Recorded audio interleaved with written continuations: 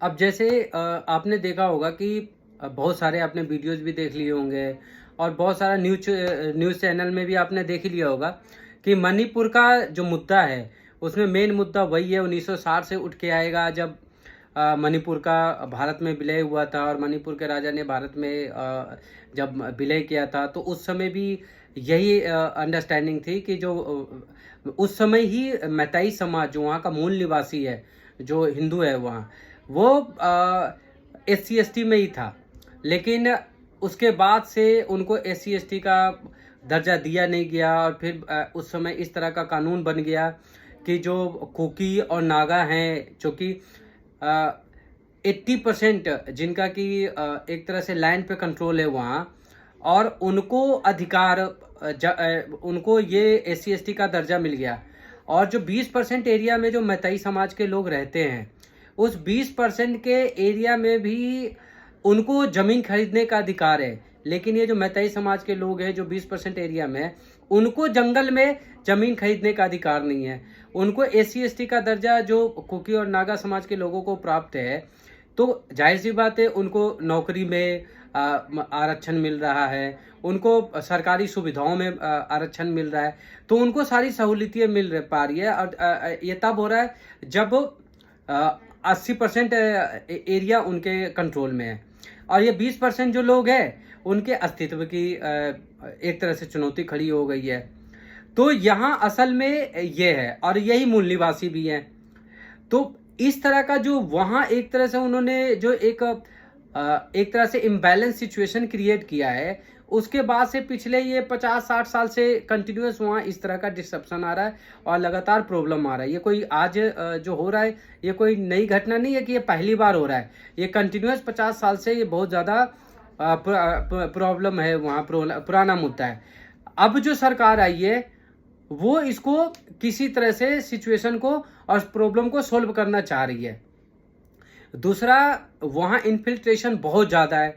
अफीम की खेती आपने सुनी है कि सबसे ज़्यादा अफीम के लिए तो वो गोल्डन एरिया है और बहुत बड़ा बिजनेस अफीम का है। उनके पास आधुनिक हथियार हैं और वहाँ तो सेना पे इस तरह से हमला होता रहता है। अफसा वहाँ इसलिए लगाया गया था। इन लोगों ने कह कह के धीरे धीरे उसको भी हटवा दिया और उसके बाद वहाँ की सिचुएशन और ज़्यादा कंट्रोल से बाहर आ गई। तो विपक्ष को वहाँ की प्रॉब्लम से कोई मतलब नहीं है, उसका उनको सॉल्यूशन से कोई मतलब नहीं है, बस वो अपनी राजनीति के लिए बस। अब होगा क्या कि अभी भी भारत में 90% 95% लोग वहाँ की समस्या के बारे में जानते ही नहीं है। अब क्या होगा, अब जब प्रधानमंत्री जब यहाँ अपना बयान देंगे तो एक एक आदमी भारत का ये भी जानेगा कि कांग्रेस का एक और ये कुकर्म भी है।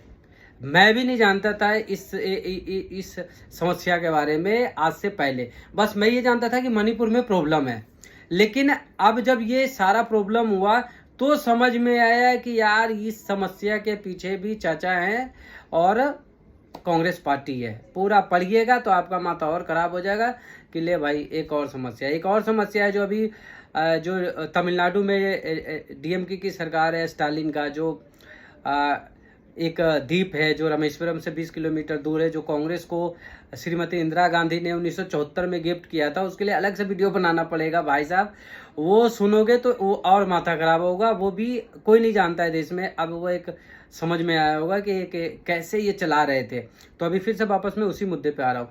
तो मणिपुर का ये मुद्दा तो पूरा अभी हो सकता है और भी बहुत सारी चीज़ें हमें जानकारी में नहीं है जब लेकिन पीएम बयान देंगे तो भाई साहब ये पूरा मुद्दा को खोल के रख देंगे और लोग एक एक चीज़ के बारे में जानेंगे और इसमें पूरा का पूरा कांग्रेस ही एक्सपोज होगी।